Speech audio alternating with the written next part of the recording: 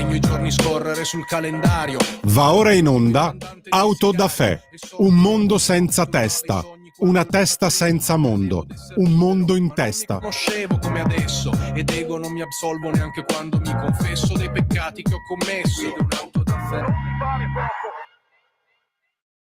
Buongiorno a tutte le ascoltatrici, buongiorno a tutti gli ascoltatori e buongiorno al nostro amico e collega Max Del Papa, che anche quest'oggi, dico anche quest'oggi perché non siamo in diretta, siamo leggermente sfasati di un giorno in anticipo, ma anche quest'oggi stiamo insieme. Quindi buongiorno innanzitutto Max, ben trovato a quest'altra puntata di Auto da Fè.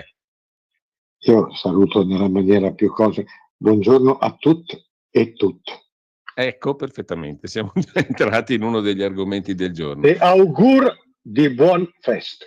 Allora Max, Ormai siamo diventati come Cattivic, te lo ricordi Cattivic? È vero, è vero. Parlava è sempre vero. così.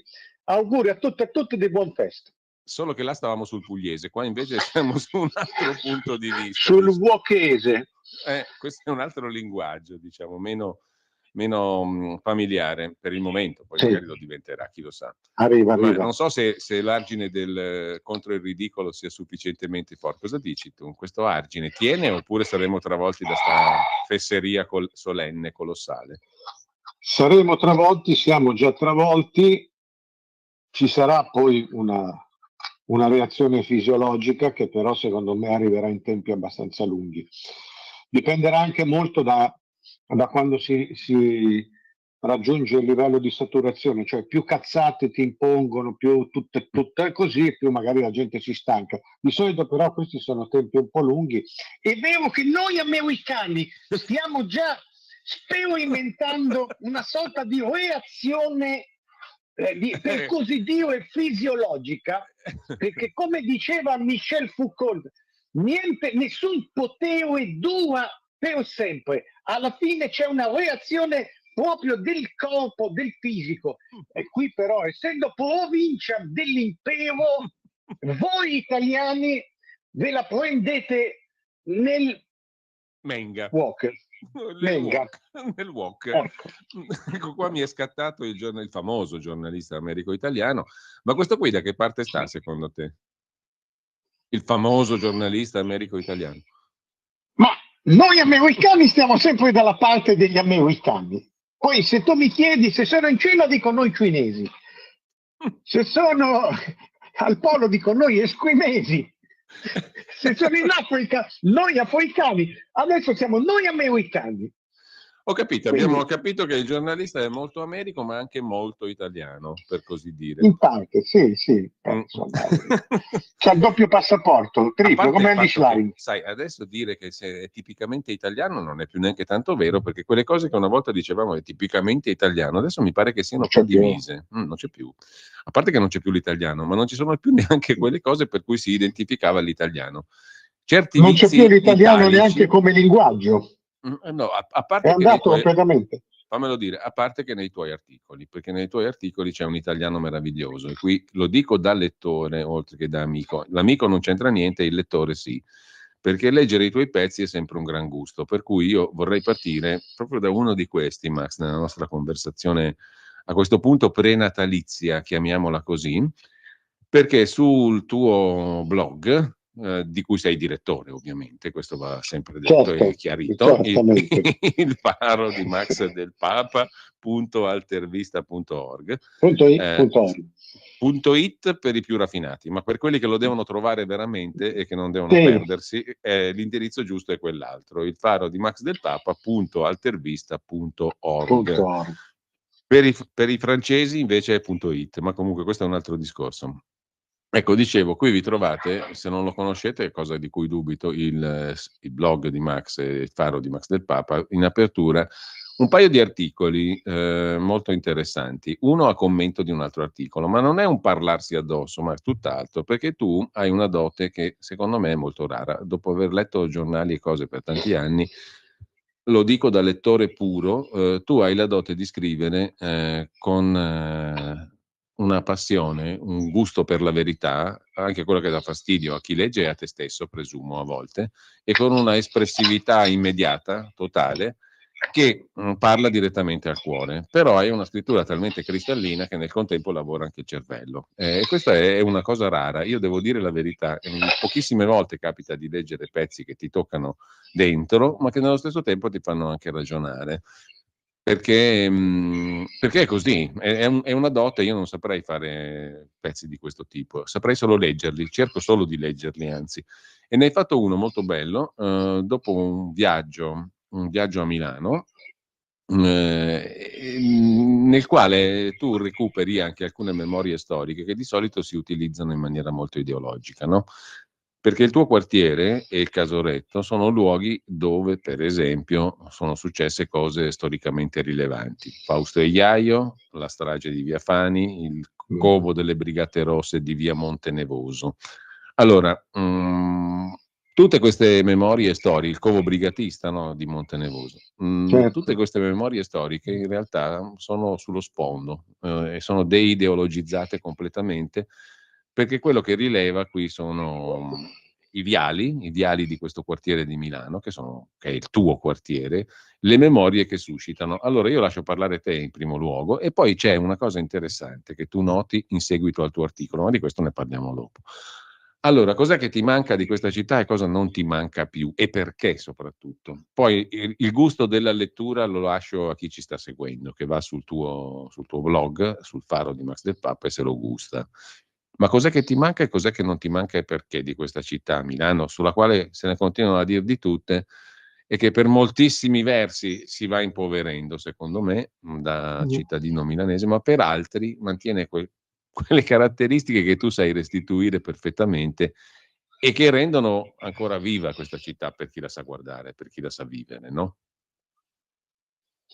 Mi manca quello che non c'è più, cioè io sono un morto che scrive di una città morta. Mi manca quello che custodisco dentro di me ma che non esiste più, è roba di 40-50 anni fa, non era forse meglio di adesso, perché era brutta, sporca e meravigliosa anche allora. Alla fine le cose non cambiano più che tanto. Mi mancano le atmosfere, mi mancano le evocazioni. Io vivo di atmosfere e quelle atmosfere lì sono una cosa personale, una cosa che non esiste più, che io ritrovo, ma perché la ritrovo da una prospettiva nostalgica, cioè da uno che manca da 40 anni, quindi ci torna quando può in maniera ricorrente e quindi sono uno che va a cercare i fantasmi e cerco di trasmetterli. Per me questo mestiere è sempre stato questo. A me non interessa la verità infusa.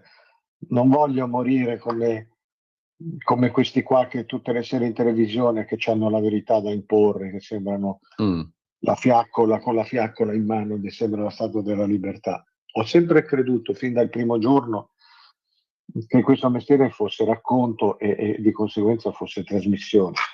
Trasmissione di cose mie.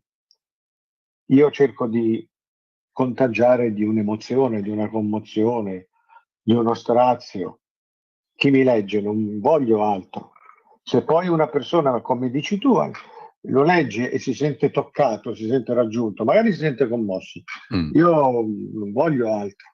E allora ho sempre puntato, sono sempre partito dalla forma, dallo stile, non dalla sostanza. Non so poi questo stile, se regge, se non regge, è il mio, l'ho sempre curato perché è la forma che mi consente di aprirmi. Non ci sono segreti di Stato con me. Io non mi nascondo, non mi interessa nascondere, dare un'immagine diversa a mio malgrado, perché sai, noi che poi ci esponiamo, la gente ci vuole in un modo. A me vogliono quello duro, quello che fa sempre baruffa, battaglia. Io la polemica, io invece sono di vetro e allora lo dico, mi serve uno stile per dirlo. Beh, insomma, adesso E noi poi ci siamo conosciuti. I dati, le cifre me ne sbatto i coglioni, le metto dentro. Ci siamo conosciuti, Max, attraverso la radio, no? Ci siamo incontrati Sì. molte meno volte di quanto non ci siamo parlati, a dir la verità, no? Però io devo dire che tu sei esattamente fuori dalla diretta, dalla radio, dall'articolo, dal pezzo, dal mestiere, come sei nel mestiere, nella radio, nel pezzo, nell'articolo. Non c'è nessuna differenza. E questa qui, secondo me, è una straordinaria dote quando poi, appunto, riesci a mettere nei tuoi articoli la verità di quello che sei, no? E a non assumere nessun ruolo. Tu non hai un ruolo, tu fai No, qualcosa non l'ho mai avuto. che è consustanziale a te stesso, cioè, e attraverso quella capacità bellissima che hai di scrivere, e qui l'hai coltivata, ma credo sia anche una dote innata, certamente coltivata e raffinata, ma riesci così a condividere qualcosa che diventa difficile fare altrimenti, no? In altro modo. A me viene da chiederti un'altra cosa leggendo il tuo articolo. Che cosa ti dicono oggi Fausto e Iaio, i due ragazzi del Leoncavallo che furono ammazzati nel lontanissimo 1978, no? Tu dici Fausto abitava muro a muro con me. E oggi cosa Sì, racconta? Perché intorno a questa storia poi, diciamo, si sono mossi personaggi, tu ne ricordi qualcuno, no? Carminati, Buzzi, quello dei sì, i clandestini NAR. quello che si fanno più soldi con i clandestini che con la droga. Giusva Fioravanti, che poi diventa il galoppino di Emma Bonino, sto citando il tuo pezzo, ma Francesca Mambro. Cosa dicono oggi tutti questi personaggi qua?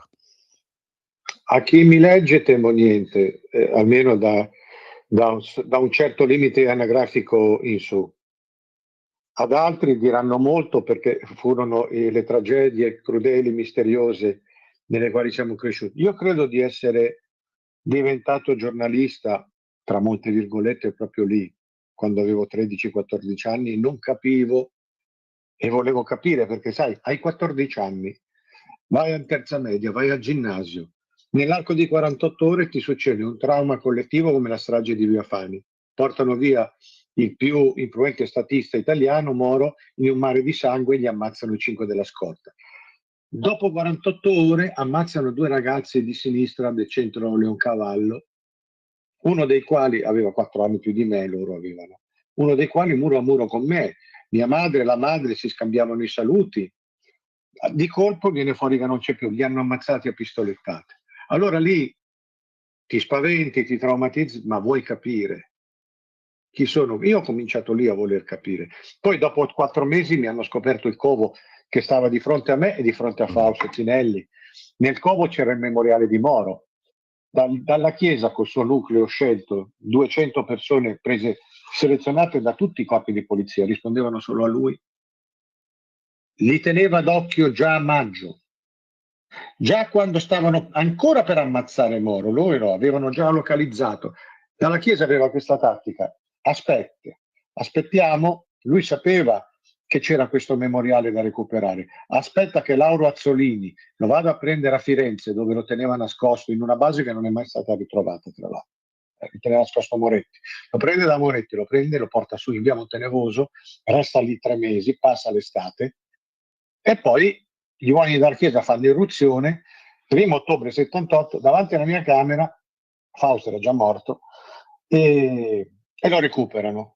Lo recuperano dalla Chiesa, ovviamente, prima che la magistratura lo passa Andreotti, il quale gli fa purgare i passaggi che non gli conviene escano.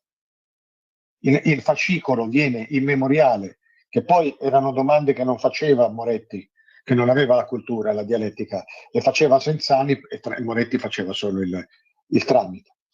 Tutte queste cose noi le possiamo capire, ma quelli più giovani no. Dopo 12 anni quel covo lì salta fuori il memoriale integrale. Dentro c'è Moro che parla di Gladio, parla di Andreotti, parla di logiche atlantiche, però a quel punto lì Andreotti lo fa passare. Quindi grandi polemiche, grandi cose, tanto sono passati 12 anni, le biere non ci sono più, e sta per arrivare Tangentopoli che li spazza via tutti. Sono quei misteri inquietanti. Io da allora me ne occupo da quando ho cominciato 30 anni fa. Ci ho scritto dei libri, ci ho scritto una marea di articoli.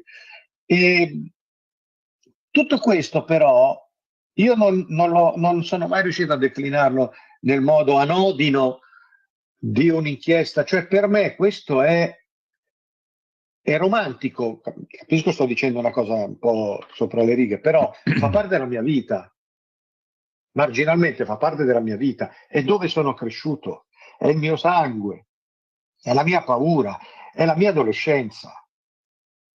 E quindi io ho cercato di raccontare sempre questo, e anche ieri, in uno stile che tenesse conto della mia emotività, della mia condizione, perché io ci sono passato da quelle cose. Allora lo trasmetto così. Hai ragione, io non ho mai avuto un ruolo, non ho mai avuto un contratto in 35 anni che scrivo.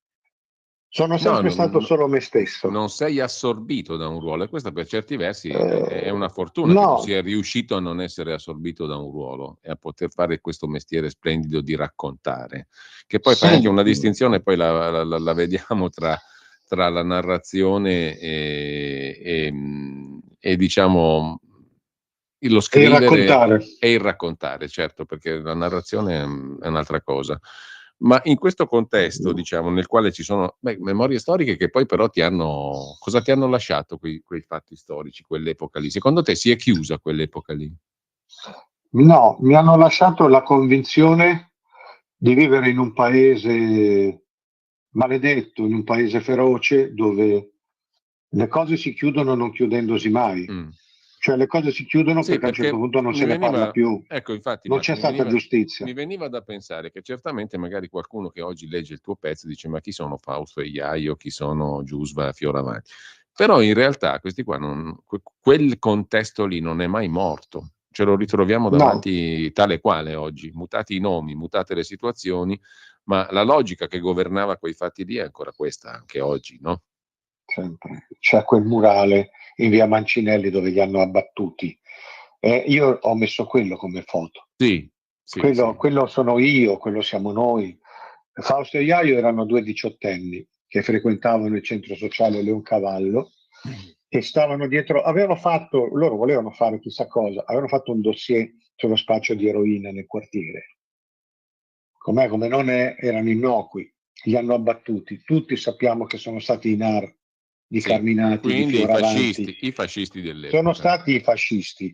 Non sono mai stati condannati perché a un certo punto nel dicembre del 2000 è stato dato il non luogo a procedere per insufficienza di prove, cioè la GIP Clementina Forleo ha detto io so, però non ho le prove, come aveva detto Pasolini. Fausto, ripeto, abitava di fronte al covo, mia madre, sua madre, amiche, avevano una Prince rossa che tutto si tiene, con un adesivo di Fermo, che è poi dove sono venuto a vivere io, 30 anni dopo, 20 anni dopo. E quello fa parte di me.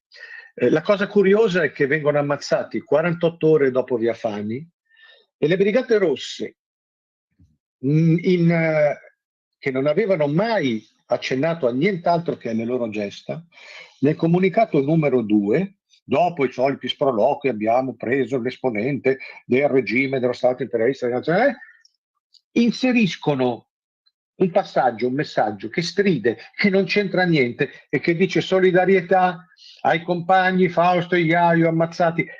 Proprio tu lo vedi strutturalmente, è come se ci fosse una zeppa dentro, e tutti gli storici, gli esegeti del brigatismo si sono sempre chiesti perché hanno messo questo messaggio, a chi era indirizzato. Per chi era? Perché la storia delle Brigate Rosse è una storia di doppi, tripli giochi, tripli tavoli, di spionaggi, di controspionaggi. Sì. Lo Stato sapeva, lo Stato non ha voluto, non ha potuto intervenire su Moro. Le Brigate Rosse erano eterodirette, sicuramente erano infiltrate, c'era dentro di tutto. Moretti, che è di Porto San Giorgio, dove io vivo, che ha studiato al Montani di Fermo, che è partito da Porto San Giorgio nel 67 con in tasca una lettera di raccomandazione del parroco di San Giorgio, Don Luigi Campanelli. Moretti era di estrema destra, aveva il Fez, la sua famiglia era fascista. Va a Milano, si iscrive in Cattolica, dà il primo esame con Don Luigi Giussani, quello di CL. Sì. Poi succede qualcosa, va a vivere in un quartiere periferico che è attaccato a questori, a prefetti, a questore Allegra, che non poteva ignorare che gli fosse lì. Poi di colpo fa il salto della quaglia, la Sid Siemens, entra nel super clan e da lì entra nelle Brigate Rosse, rimane in posizione violenta ma subalterna finché regnano Franceschini e Curcio. Poi quando nel 74 dalla Chiesa alla prima ondata, li arresta tutte e due grazie a un frate infiltrato che è Silvano Girotto, frate Mitra, a Pinerolo. Moretti sa tutto, li lascia arrestare, entra lui e fonda la fase militarista e rimane per 9 anni Prima Rossa, cioè non lo vogliono prendere. Lo hanno preso in via Porti nell'81 quando non serviva più, che è all'ombra della stazione centrale. Tutte queste cose vanno raccontate, la gente non lo sa, non si sa perché hanno ammazzato Fausto Iaio, non si è mai saputo, non si saprà mai. Erano 2 ragazzi bravi, sì, non cavallo, ma bravi, illusi, ingenui, che pensavano di fare qualcosa per il quartiere, li hanno abbattuti e tutto si lega. Ecco, tu non ti sei mai quello che ho fatto capito è un paese dove tutto è collegato nel torbido. Non ti sei mai fatto un'idea del perché li abbiano ammazzati? Sì, tante volte non sono riuscito a capire. No, Quello che so... divido 2 cose, aspetta, riprendo la domanda, perché Sì. in realtà tutta la narrazione che ci hai fatto prima è molto pasolinianamente, potremmo riassumerla così, non ho le prove, però so. Io No? so. Quindi è evidente che lì c'è del marcio, ma quello vero però, non quello metaforico e proverbiale. Nella figura di Moretti c'è del marcio, tanto marcio. Sì, assolutamente. Questo mi sembra evidente. Ed è un marcio di Stato, si può ben dire, perché assolutamente. Questo è il punto, no? E la tua narrazione lo mette in luce, senza, io appunto non abbiamo le prove in tribunale, ma questa cosa qui è chiara, chiarissima, no? E i post-fascisti sanno benissimo che sono stati i loro padri o i loro fratelli ad ammazzare Fausto e Iaio, anche quelli che sono oggi al potere, naturalmente, come tu chiarisci e scrivi. Quindi, diciamo, c'è un non detto schifoso, osceno, che tutti sanno, no? E in virtù del quale fanno carriera e assumono potere, perché poi tutti costoro hanno fatto, diciamo così, la storia istituzionale, ufficiale di questo paese, no? Hanno avuto tutti la loro retribuzione.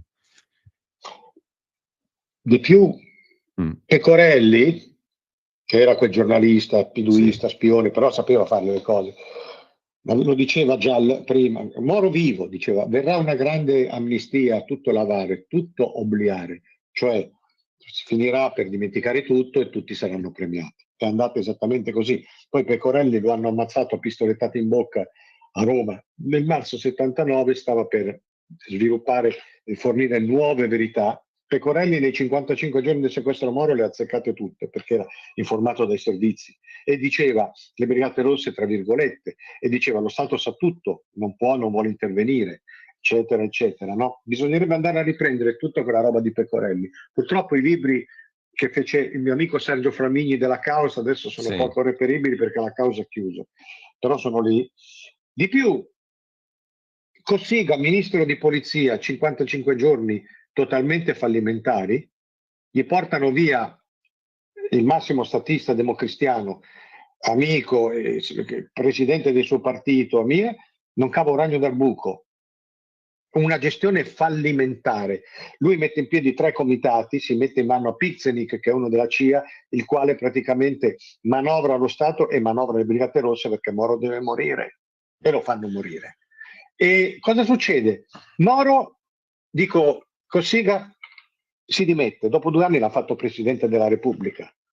Tutto lavare, tutto obliare. Mario Moretti, che aveva 6 ergastoli, sta in galera 12 anni, ma già dopo 9 anni, 10 anni ha i primi permessi. Va alla Scala. Mario Moretti con 6 ergastoli lo mandano alla Scala, va alla Scala e lui dice mi hanno riconosciuto, la cosa non mi è dispiaciuta. È un melomane Moretti. Di più, quando portano via Moro, in via Gradoli dove c'è Moretti, si sente un ticchettio.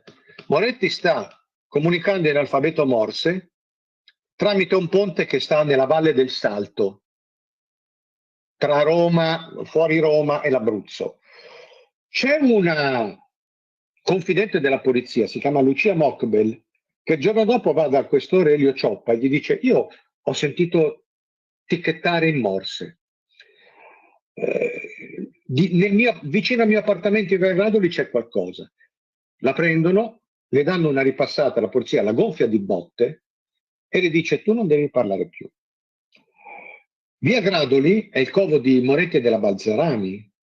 Via Gradoli, quasi tutte le palazzine del numero 96 e del numero 74 sono di proprietà di fiduciarie controllate dai servizi segreti.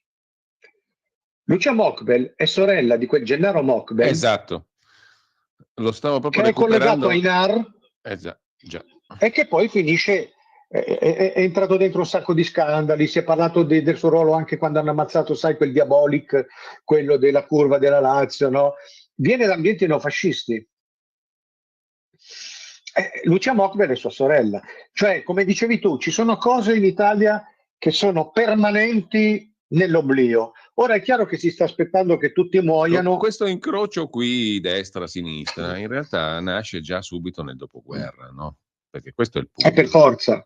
Nasce nel Sì. 45 questa roba malata qua e si manifesta tale quale anche nel 69 a Piazza Fontana.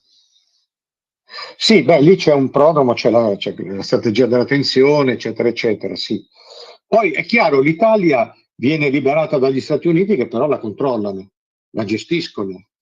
Ma noi Quindi abbiamo questa tipicità. hanno messo delle basi Sì. ancora in guerra. Sì. Questa tipicità che tu hai raccontato benissimo è che da noi destra e sinistra, estreme e terroriste, si incrociano perfettamente mediate dallo Stato.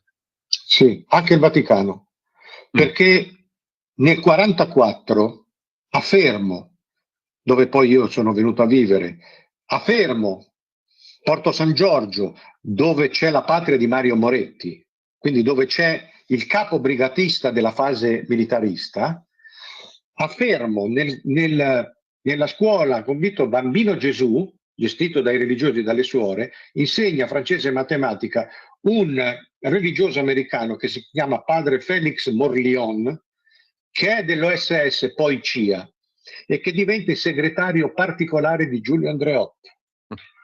Ed è un fiduciario della CIA, è uno che tiene i contatti per conto dell'amministrazione americana e che controlla. Ora, mi sembra un po' strano che da tutto questo, da una regione piccola, oscura come le Marche, poi viene fuori praticamente il nucleo. Le Brigate Rosse nascono dagli emiliani, nascono dai franceschini, nascono dalla Resistenza, dalla post-Resistenza, però è dalle Marche che si sviluppano nella sua forma più cruenta.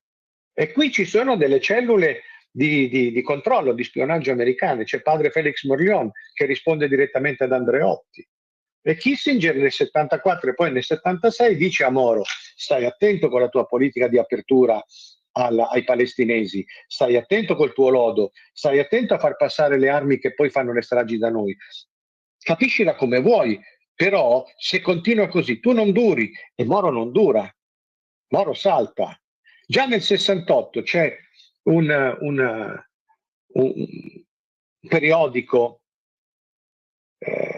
che viene diretto dal, sai, quel cabarettista, quel direttore del Bagaglino, Pier Francesco Pingitore. Sì. Fa tutto un lavoro di strip, di fumetti, dove con 10 anni d'anticipo racconta tutti i particolari della vita, degli spostamenti della casa di Moro, e dice: ma sarà poi al sicuro il nostro Moro, il nostro presidente, che Pecorelli chiamava il Moro Bondo?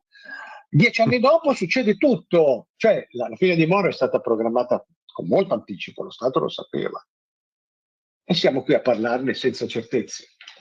Allora, siamo partiti dal tuo quartiere, dal Casoretto, no? Dove da lì viene fuori quello che stiamo dicendo adesso. Per chi lo sa osservare, per chi si pone delle domande, per chi si fa delle domande, per chi guarda e osserva. Ed è la tua magia in questo pezzo passare da questo contesto a una cena tra amici che non nomino per ovvi motivi. Chi legge capirà il perché. Una cena tra amici dove viene fuori il lato completamente invece intimo, interiore, umano. Tu scrivi letteralmente, e adesso io ti chiedo il perché, però perché ti piace riunire persone nuove e vederle diventare amici nel breve tratto di una cena? Perché sono sempre stato così. Io ho bisogno di questo, ho bisogno che i miei amici diventino amici tra loro. Ho bisogno di essere in mezzo a persone di cui mi fido, e la cosa peggiore che mi possono fare è mettermi da parte, farmi sentire trascurato. Io metto insieme, perché io me li scelgo gli amici, quindi so che un amico di qua, un amico di là, un amico di là, se li metto in un tavolo diventano amici, e questa è una delle cose che mi lascia in vita. Poi ti dico la verità, dopo io ho cercato tutta la vita, e l'ho cercato tramite la scrittura, di raggiungermi, cioè non sono mai riuscito a essere come sapevo di dover essere, di poter essere. Quella coscienza di me stesso, quel controllo di me stesso, c'era sempre qualcosa, qualcuno, una donna, un'amicizia, una situazione che faceva da interferenza. Non riuscivo mai a esprimere le mie cose migliori, la mia sicurezza.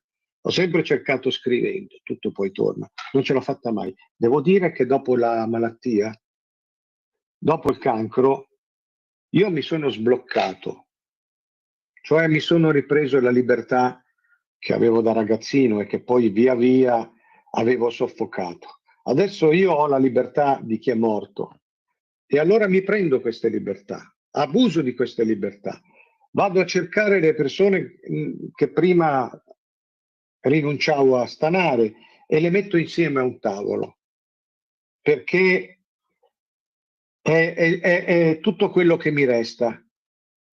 Dopo essere... Porta con te ovunque Radio Libertà. Scarica la app per smartphone o tablet dal tuo store o dal sito radiolibertà.net. Cosa aspetti? Una frase bellissima, la cito letteralmente. Tu scrivi: adesso non sono più né ragazzo né ingenuo né candido, ma ho sviluppato la disinvoltura di chi è morto. Non mi Sì, nascondo né mi abbellisco e mi comporto e mi sì. racconto per quello che sono. Ma, sai, io non capisco quelli che fanno i giornalisti a vita, che devono essere sarcastici, cioè difendono un personaggio. Il mio personaggio sono io.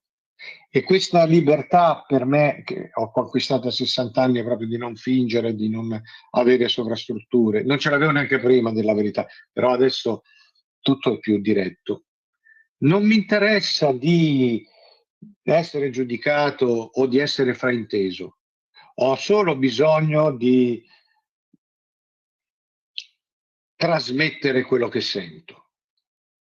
Non devo giustificare più niente.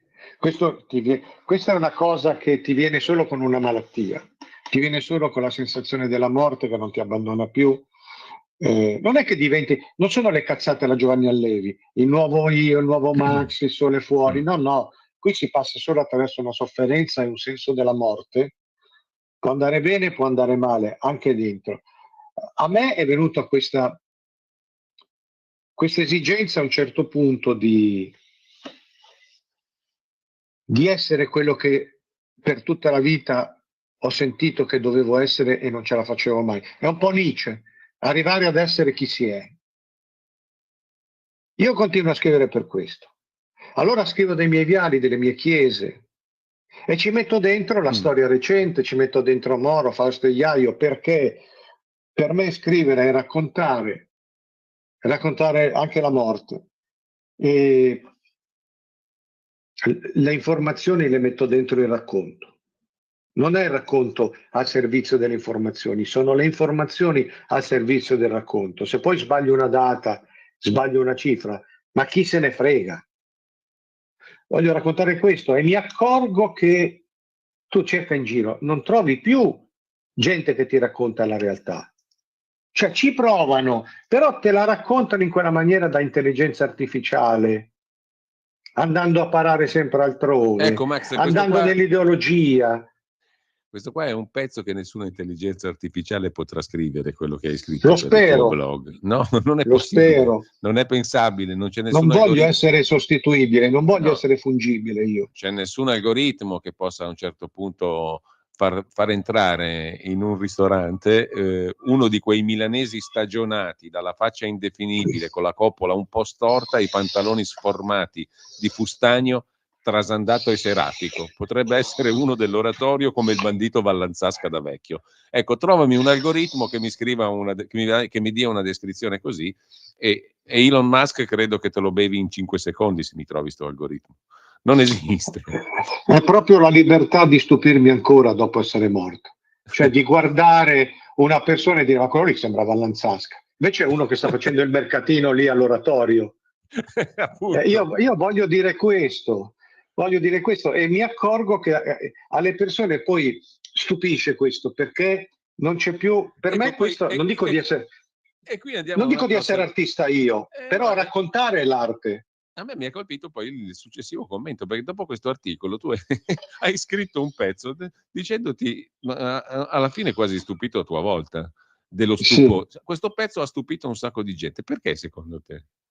Perché non sono più abituati, non si trova più un racconto. Non si trovano più i grandi raccontatori. Io non voglio dire di essere al loro livello. Io dico che cerco di continuare una tradizione che è morta, una concezione del mestiere che è morta, cioè raccontare. Non ci sono più i Montanelli, i Bocca, quelli che raccontavano. Io, che sono un uomo del Novecento e sono morto, cerco di... Mi sono formato con questi. Allora ho sempre avuto una concezione dello scrivere artistica. Ripeto, non ho la presunzione di dire sono un artista, è l'immaginazione, è la concezione. E come tale per me scrivere è come suonare. Io avrei sempre voluto fare il musicista rock, non ero dotato per suonare, e allora ho tirato fuori, per fortuna mi sono ritrovato questo strumento che sono le parole. Può andare bene, può andare male, però io mi sono illuso tutta la vita e ho suonato la tastiera del computer, ho suonato le parole. Questo non si fa più. Allora, E per me invece è suonare questo, e tu suoni per emozionare. allora io voglio dire a chi ci sta seguendo, fatevi un regalo, andate a farvi un giro sul blog di Max del Papa, sul faro di Max del Papa, e vi leggete questi 2 ultimi articoli. Secondo me è un gran bel regalo che vi fate. E poi fatelo anche a me, nel senso che si può anche un po' finanziare questo blog. Basta una ricarica, ci facciamo i regali. Esatto. Si campa a fatica. In maniera molto limpida e molto trasparente, che è un'operazione giusta questa qua, perché le cose belle hanno un valore. Ma anche per poter continuare a essere libero. Certo. Io non posso sempre occuparmi di cose, cioè i telegiornali non li guardo più. Faccio tutto, quello che mi chiedono faccio, però a me preme questo a questo punto. Vorrei vivere di questo, io vorrei andare in giro a leggere questo, a comunicare questo, a raccontare questo. Faccio anche conferenze sulle Brigate Rosse, sulla storia d'Italia, per carità. No, ma poi credo che, e tu me lo testimoni per la reazione che ha avuto che hai colto nella gente dopo che è stato letto il tuo pezzo, che questa cosa qui parla, comunica, è ciò che la gente cerca alla fine, no? Al di là di tutte le... Io credo che ci sia un bisogno di racconti anche nel giornalismo. E bisogna avere il coraggio di osare, di farlo. Può andare bene, può andare male, però bisogna provare, non lo fa più nessuno. Perché l'informazione, l'abbiamo detto in una dei primi auto da fè, è diventato un trampolino, è diventato un modo per stare al mondo, è diventato un modo per far soldi e non c'è niente di male, è diventato un modo per farsi candidare e eleggere e c'è già qualcosa in più che non va. Però l'idea del racconto, se vuoi, fine a se stesso, non c'è. Io credo che la gente abbia bisogno ancora di essere un po' presa per mano. Vieni che ti porto con me, ti porto per Lambrate, ti porto per il Casoretto. Ti racconto chi erano Fausto e Iaio. Pensa che bellissima cosa. Potremmo fare per una volta un racconto di questo genere anche col microfono in mano e per la radio. Sì, volentieri. Perché sarebbe un viaggio molto un reportage, bello. Certo. Un reportage senza andare in posti strani, proprio un reportage. C'è tanto da riscoprire a Milano. Dove tu hai vissuto, il tuo è generalizzante, dove si è vissuti e dove si è cresciuti e in posti che si conoscono. Quelli sono i reportage più belli, secondo me, e questo tuo articolo lo dimostra. E poi c'è la cronaca spiccia, e qui vado su un altro argomento. Sul Giornale d'Italia, Max, tu hai appena scritto un articolo che ha a che fare con una persona che conosciamo tutti, purtroppo, non per lui, ma purtroppo per il periodo in cui lui è diventato famoso e per cui lo conosciamo, ovvero il virologo Pregliasco. Cos'è che gli è successo al virologo Pregliasco? Che faceva anche il cantante con altri virologi, come vi ricorderete, no? In occasione proprio della fine dell'anno, se non sbaglio, di questi tempi qui Sì. ci facevano la canzoncina di Natale, vaccinatevi. Cos'è che gli è I 3 successo? virologi. Sì, cosa gli è Gli è successo? venuto a Pregliasco? gli è venuto un colpo, gli è cascato. Gli ha preso Come un colpo. un malore improvviso, adesso dicono è un ictus, malore improvviso, casca per terra, lo portano in ospedale. Quello che è successo a migliaia e Appunto. migliaia e migliaia e migliaia di persone che si erano vaccinate. E non è da solo, no? Perché ne parlavamo l'altra volta, c'è una quantità di gente che ha vissuto la stessa cosa. Sì, però a questo punto decenza vorrebbe che anche questo dicesse ok, quante dosi mi sono fatto? C'entrerà? Non c'entrerà? Almeno porselo. Però i virologi sono come Don Abbondio, non lo faranno mai, e quindi ma che è successo? E lui ha trovato subito pronta la scusa, che è poi narcisistica, quindi è una scusa puttanesca. La scusa, no? Vivo troppo freneticamente. Già hai capito? Viva spericolata! Già hai capito? Sono ancora qua! No, non va bene. Sì. Vivo spericolatamente, vivo freneticamente e sono cascato. No, sei cascato, dovresti fare il medico per una volta. Però questo era uno che diceva, se volete fare sesso mettetevi la pecorina non più di un quarto d'ora, pecorina con le mascherine. Non è una provocazione mia, ci stanno gli articoli. Ci stanno ancora. Quindi era uno così. E allora non si ha il coso di dire, ma comunque anche questo qui, dopo altri 150, 200, 500 mila, ha avuto un malore improvviso e è andato giù. Gli è andata bene, non è morto. Però non può rimanere la constatazione, è andata bene, avanti Savoia, tutti in cavalleria. E questa Dimmi storia perché. ti ha fatto venire alla mente un Giorgio Bocca di tanti anni fa. Sì, cioè ho citato una cosa dal libro L'Italia alle malada, dove diceva non c'è più praticamente la borghesia, secondo me lì anche era un po' in contraddizione lui, non c'è più la borghesia che si prende le sue responsabilità, la borghesia di potere, metà paese in mano alle mafie, e insomma non si vede l'uscita. E allora dico sì, è vero, oggi comanda solo il soldo, la borghesia di potere responsabile, se mai c'è stata, perché secondo me non c'è mai stata, oggi si è trasfusa nello Stato autoritario. Lo Stato autoritario oggi è gestito da borghesi che hanno scoperto il potere effimero ma assoluto. Non mi ricordo chi ha detto il sogno di ogni politico è di avere una setta verticistica. È quello che hanno fatto con la pandemia. Obblighi totalmente fuori legge, divieti, ricatti e naturalmente c'è una trasfusione del potere autoritario nel crimine organizzato. Questo ormai è una cosa, cioè non si definisce più, non si distingue più. Il crimine strutturato dal potere, più o meno legittimato con le elezioni. Sì, poi ci sono questi qua come gli amici di Fedez, quelli della curva di Milano, questo Luca Lucci mi pare che si chiami, adesso rischia 20 anni per narcotraffico internazionale. Però questi alla fin fine sono pericolosi, sono criminali, però sono delle pedine, sono della malavita di mezzo, non sono quelli di vertice. No, questi sono i monarchi, sono i balordi. Ma a un livello globale, la finanza che ha preso il posto del capitalismo delle cose, che ha inglobato tutto, che praticamente impone i vaccini perché investe nella farmacopea, che prende i politici, ne fa i suoi intermediari, i suoi megafoni, che impone un lockdown globale, un terrore globale, una vaccinazione di massa globale, e poi ti dice vabbè non serviva a niente, però così è, così si fa. Per me è questo, ecco perché sono andato a riprendere quel passaggio lì. Quella fusione di tutti questi poteri malavitosi. E poi c'è l'indignazione perché hanno cancellato le multe ai Novax, e come tu chiarisci non sono le multe ai Novax. No, sono le multe a chi non si è fatto la terza dose, che è quella letale. Quello è, perché, e qui il concetto è lo stesso. Cioè, la finanza ha legittimato la menzogna totale di sistema. Cioè, qui stiamo discutendo da una settimana, 10 giorni, sul fatto e Burioni, e virologi, e cose che dicono le multe Novax, gliel'hanno cancellate, che vergogna, che schifo. Non erano Novax, erano multe a chi si era fatto 2 dosi, si era infettato e ha detto io la terza non me la faccio, sto già male. Io ho fatto così, infatti avevo un cancro in circolo. Non erano i Novax, non esistono i Novax, esiste qualche fanatico, non esistono i Novax.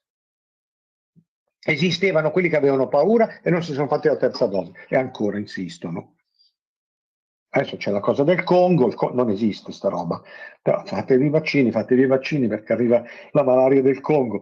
Cioè, questo è la vera criminalità organizzata, è quella lì, cioè un pugno di finanzieri, di ultramiliardari che fanno impallidire i miliardari del passato, i Rothschild, i Rockefeller, cioè questi qua hanno imposto una totale sconnessione del pianeta. Allora ti impongono le caldaie, ti impongono i vaccini, ti impongono le auto elettriche che poi ti scoppiano sotto e che non servono a niente e che distruggono l'economia di paesi come la Germania, ti impongono quello, ti impongono a pensare, ti impongono di parlare e te lo dicono. Noi la narrazione, ecco perché prima dicevamo un conto è il racconto, un conto è la narrazione. Sì. La narrazione è quello che diceva Schwab, la narrazione è l'unica verità e ce l'abbiamo noi.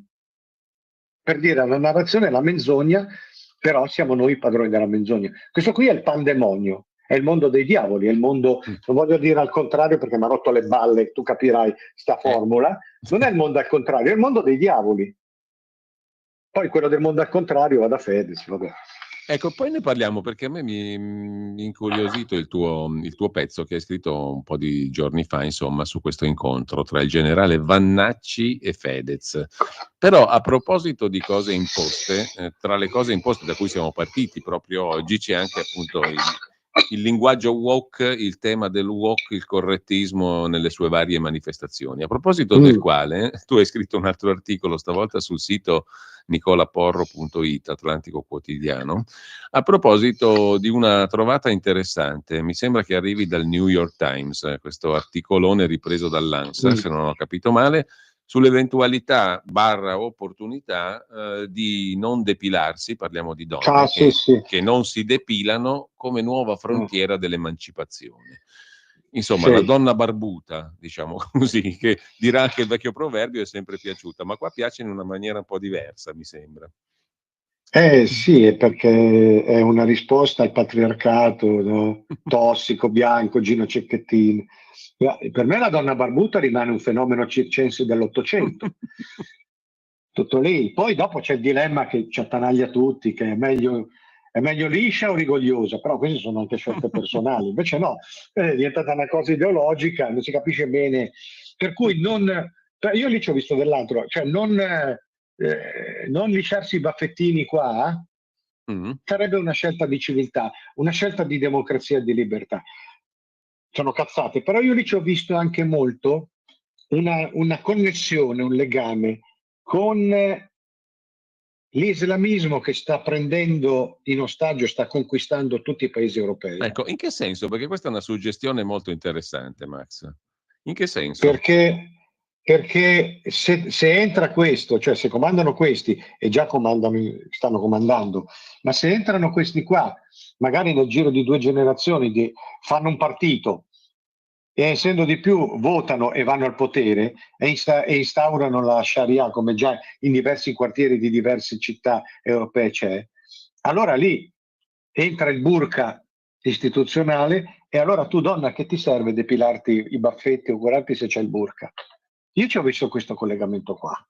Cioè non è una roba così campata per aria, sono tutti suggestioni, sono tutte manipolazioni che servono a preparare qualche cosa di nefasto. Ti metti il burqa, stai lì, non devi apparire. È difficile perché la sessualizzazione occidentale oggi è totalmente esasperata, quindi vedi delle ragazzine che a 12 anni è difficile non guardarle per quanto sono sessuate. Però sono processi lunghi anche questi e non è detto chi la spunti.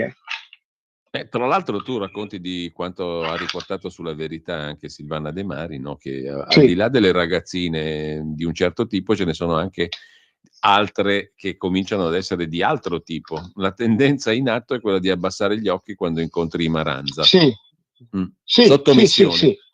Sottomissione. Sottomissione. E quindi tutto torna, cioè si comincia così e queste qua lo considerano un gesto quasi virtuoso perché il sistema del woke, della finanza, dei Soros, dei Gates, così ti dicono che sei civile se sei così. Abbassa lo sguardo e lo abbassano e poi da lì il passo successivo è lasciarsi la peluria in faccia e quello successivo è il burka. Io vedo tutto collegato, lo vedo. E dicono questi Maranza, ridono perché dicono avete visto come era facile? Bastava sottometterle, bastava terrorizzarle, voi continuate a trattarle da pari e non vi rispettano. A noi ci rispettano perché le violentiamo, perché ci temono. Queste cose, cioè, meriterebbero un dibattito, ma in Italia queste cose qua non vanno affrontate, in Europa non vanno discusse.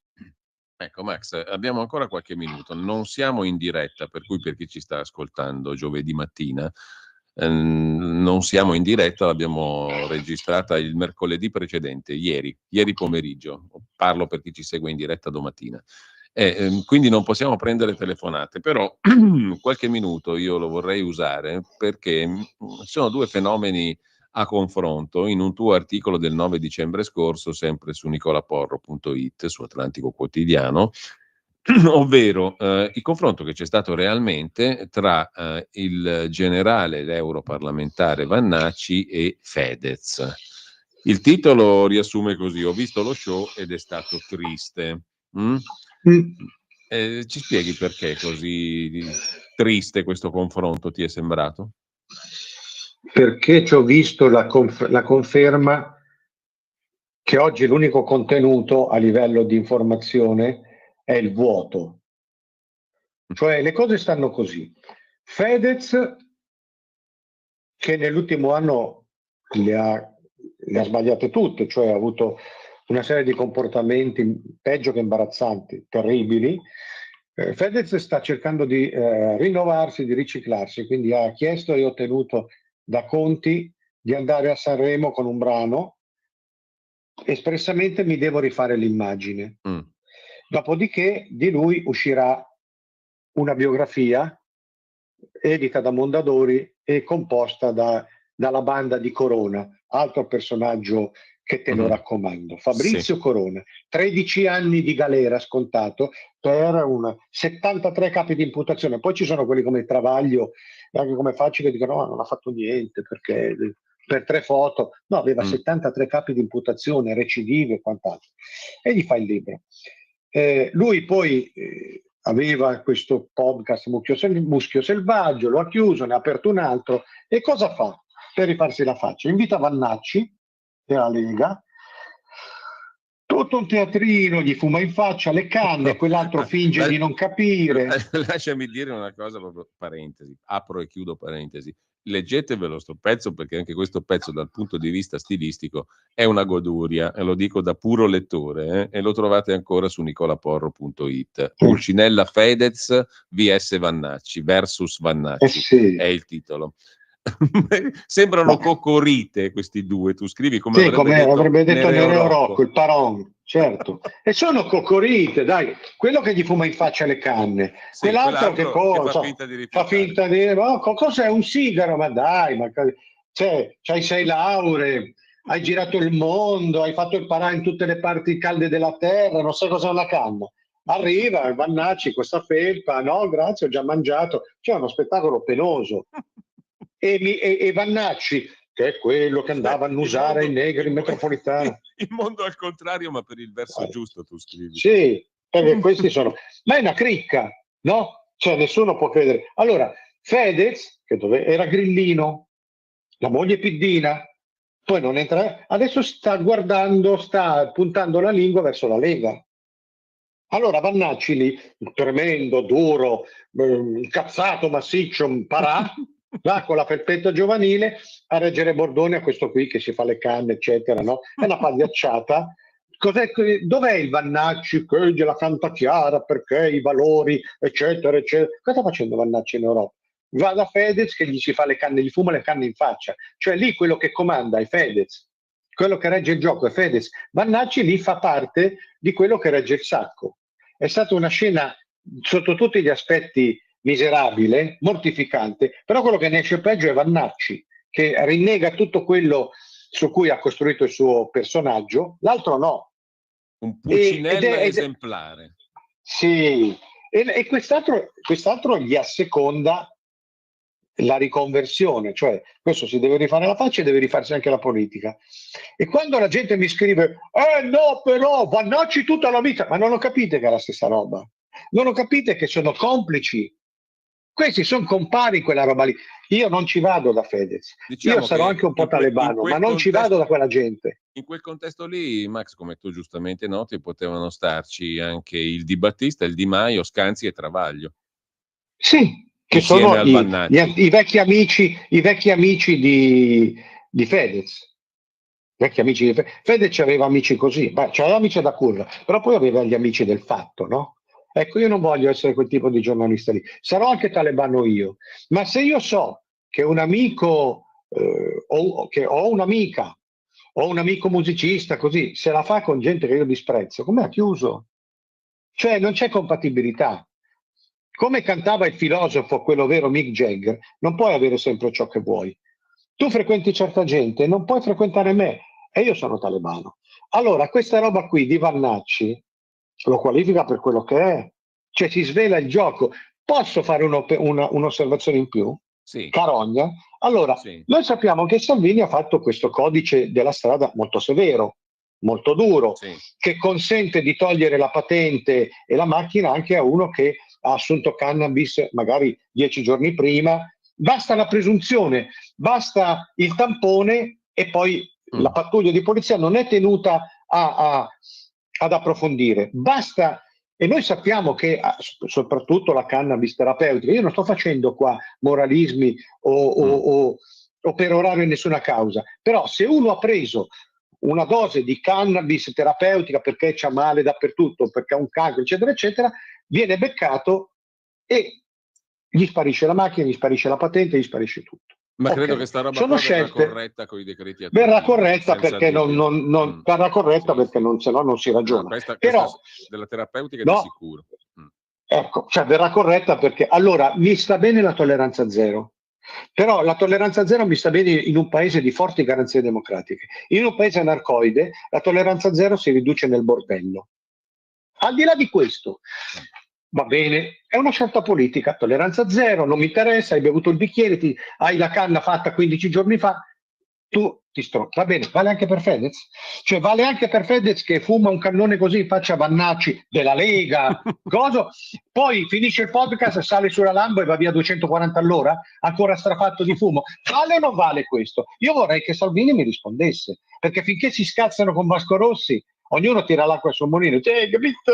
No, perché questo regime... Cioè, Vasco Rossi difende il trasgressivo che non è mai stato. Però io vorrei capire una cosa. Il fumetto questa roba qui, sì, cioè la pantomima, però questa roba qui vale perché, visto che stava entrando questo codice e quindi Vannacci lo sapeva, perché Vannacci non gli ha detto niente? Perché non gli ha detto guarda amico che tu con questa roba finisci in galera, ti togliamo la macchina, perché il mio capo di partito ha fatto un codice, giusto, comunque è il mio codice. Vannacci lo ha difeso quel codice lì. Allora perché poi si fa fumare in faccia le canne da Fedez che va via in Lambo a 240 all'ora? Questo è un buon quesito, diciamo. Questa è una bella domanda.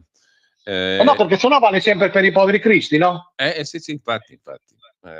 E con questa domanda io credo che siamo arrivati alla conclusione. Non ho avuto il tempo e non abbiamo il tempo di commentare un'altra performance giornalistica di livello del giornalista famoso che ha rimosso una video intervista di tanti anni fa in cui Bernardo Bertolucci spiegava di aver fatto violentare Maria Schneider da Marlon Brando in Ultimo Tango a Parigi perché voleva vedere la reazione di una giovane donna e non di un'attrice. Allora, Il tutto prende spunto dal fatto che oggi, mentre parliamo, a Parigi è stata praticamente ritirata, proibita, diciamo così, soppressa la proiezione del film Ultimo tango a Parigi.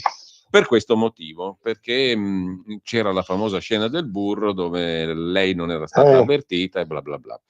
Allora, il famoso giornalista aveva rimosso la videointervista, ma adesso confessa oggi che non riuscirà più a guardare i film di Bertolucci. Ma sai, dal burro alla vasellina il passo è breve. Ecco, con questo io concluderei la nostra conversazione, caro Max. Allora, grazie a Max Del Papa. È sempre un piacere. Dobbiamo dirci buon Natale, perché la settimana prossima mi sa che ci sentiamo dopo Natale. Noi americani Cosa usiamo dite? dici Merry Christmas. Ho visto che voi non riuscite più a dire Merry Xmas perché viene subito fuori il generale Vannacci della Decima. Noi americani siamo ancora in grado di poterci augurare buone feste, Merry Christmas. Grazie a Max Del Papa e un abbraccio a tutti, un saluto a tutti. A tutti, a tutti. Avete ascoltato Auto da Fè.